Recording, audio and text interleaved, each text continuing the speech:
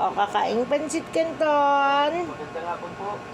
Sino po sila? Ako si Rafael. May nag-recommend sa akin na kakilala. Pero ang services ni Josie. Tinignan po ang lalaki. Mukha siyang mayaman. Isente ko malamig. Maging ang postura. Bella, look at the camera. Show them how to eat pansit canton. Wala pa siya ngayon. I'm sorry sir, pero umalis siya eh. Umalo siya sa nanay niya may sakit.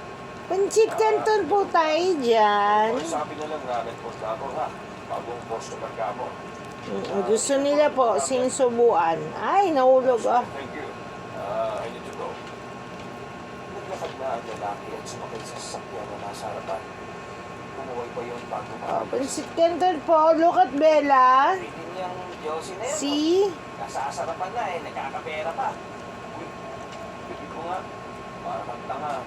Ano akala mo? Masarap lang yung ganung trabaho. Delikado rin. Here.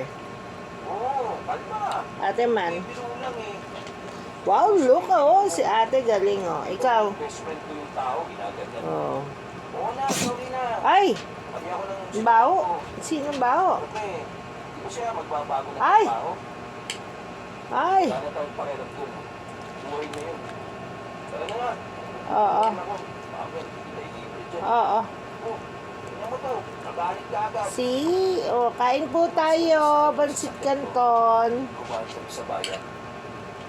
Breakfast nila. Breakfast. Bigla ko lang naisip na dumaan sa kalye. Kasi po, may magaling akong anak, hindi inubos.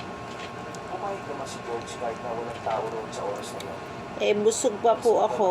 Dahil sa pagkabang, aswang na ang kumuha kay Mondo.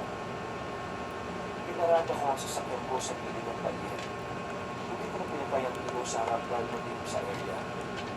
Pagbabaki, Come here. Come here. Near. hindi ko nakita si Mondo. Come near, Lola. Nagdala sa Bilis. kasi, kapag nakikita pa rin ako ng aso na yun, parang gusto na niya akong labayin.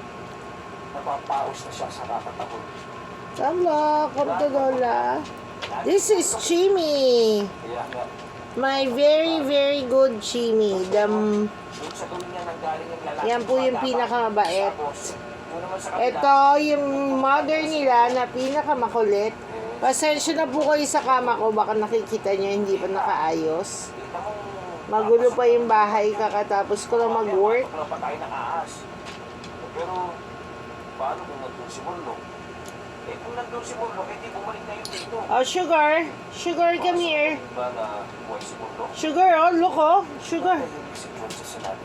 Ay, pucha. Ay, nahulog. Baka wala na nga ang aso. Saka na nga lang, ako na nga titingin. Nagkalat na tayo. Lagod tayo. Malakas ang putok ko, baka nandun na si Morlo. Eh, di sasama na lang ako. Ulit mo talaga.